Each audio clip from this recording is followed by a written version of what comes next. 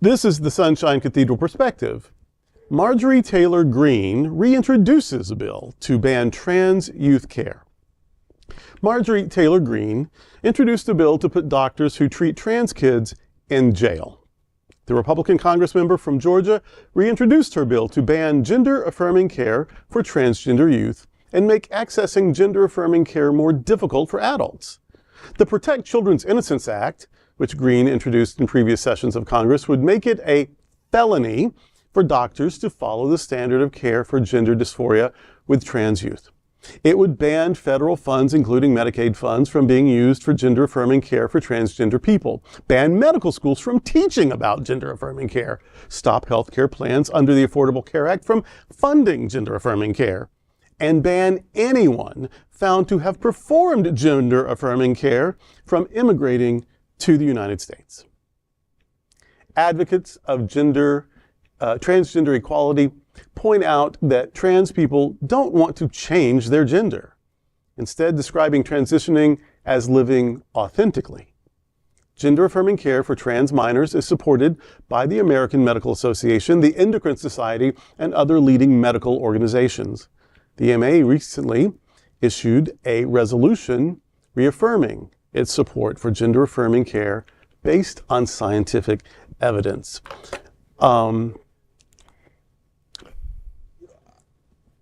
Keep it about the topic, not the person. Don't make it personal. But if the cameras weren't rolling, I would admit to my friends here that I don't like her. I don't particularly find her to be a good person. Miss Greene, her ignorance about gender and gender care and gender diversity is overwhelming, and that she's proud of that ignorance makes her dangerous.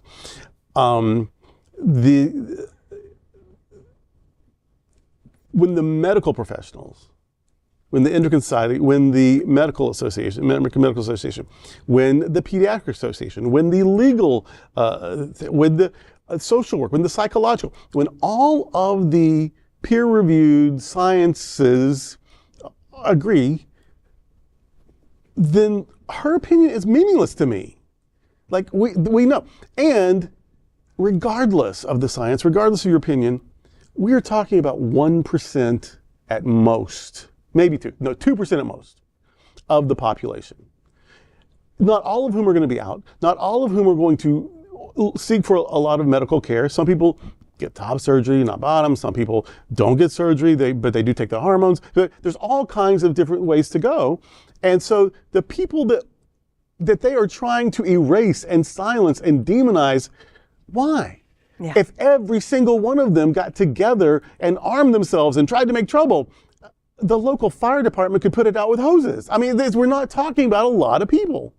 And so this isn't about children. This isn't about medical care. This is about safety. This is about cruelty to a minority that she doesn't understand. This is about having a group to blame for all that's wrong in the world.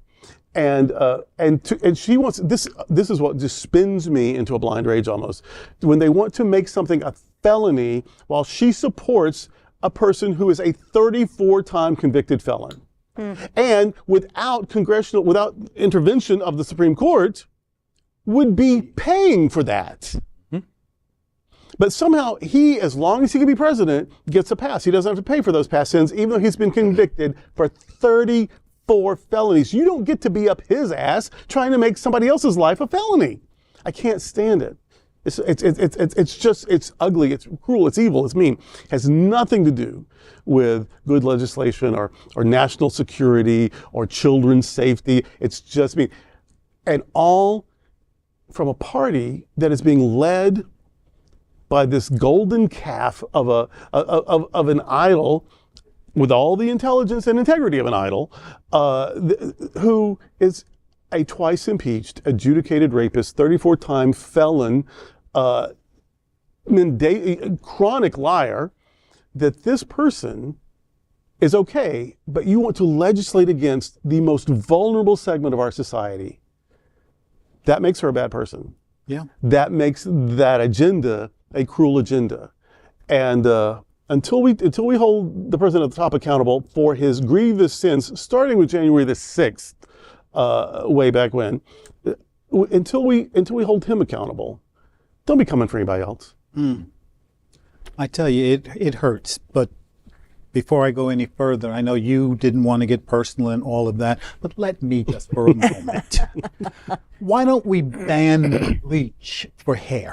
Why don't we do that? I mean, that is less offensive than anything that this congressperson has proposed. She is proposing to harm children and adults simply because she does not understand that they want to live their full, authentic life. That is the only reason that she's doing it, and she's doing it because she knows she can get away with it. Yeah. That there are not enough people in the Congress right now that will shut her up. She should be censored almost every time she opens her mouth. Yes. Again, that's personal, but it's true. No, she's a bully. Yeah, she is a bully, and the legislation that she's proposing goes against a word that I'm sure she doesn't understand. Just one word: science. Science is on the side of our trans community. She is not a scientist. We watch what this government is doing. We watch what's going on at Health and Human Services that's becoming just the joke of the world. So I understand that there are people like Marjorie Taylor Greene who are out there, but there've got to be more people that are on our side that want to save our trans community. They misuse science because they don't understand it, but they also misuse religion.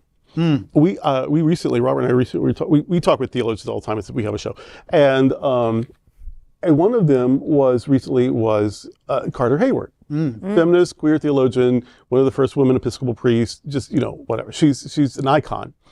And when we were talking about this very sort of thing about our country's viciousness towards trans people and using religion and she said, well, when I hear the word trans, I think of transcendent, like God, and that trans people are transcending gender norms, transcending prejudices, transcending ignorance, transcending limitations to become their true selves. So she said, I think of trans people as God's people because they are transcendent and like God. And so I'd like to give that out for the world to think about. Got to give credit, it's Carter Hayward, but she's pretty smart. She is. I don't get it. I just don't get it.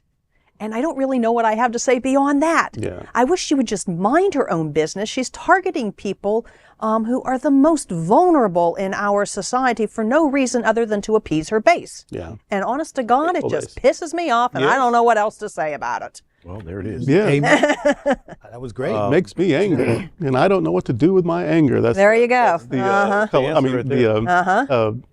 are the people, the college people? Big Chill. Oh, Big Chill. The funeral opens up with that. The preacher's like, why did he take his life? It makes me angry, and I don't know what to do with my anger. Well, I think that she is constantly trying to raise money for herself because this is a person who does that. So her coffers must be running low or something's going on. So let's take advantage of people who are vulnerable and let's talk about them. The second thing I think about this particular person and anyone who falls in line with this, there is enough right now that she has said that she could be convicted for hate speech and a hate crime. Yeah.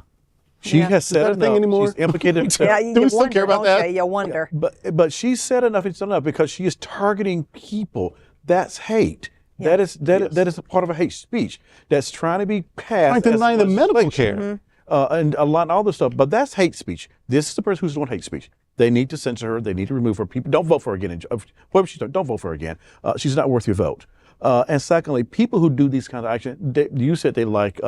There was something you said that they like. They don't know about science. Right. I think they just ultimately like compassion. That too. Yeah. They ultimately like compassion because this is not a compassionate act of care for people when you're trying to get legislation passed that does harm. This is like a compassion. Yeah. And people who do not exhibit compassion for their fellow human being has no place for me. Yep. Right. And I know what to do with mine anger. I know to vote. I know to write. I know to make phone calls. Oh yeah. I know, Make some noise. Yeah, make some noise. Because that's a part of this whole process. And they need to hear from more of us. That's right. And that's today with the Queer God Squad.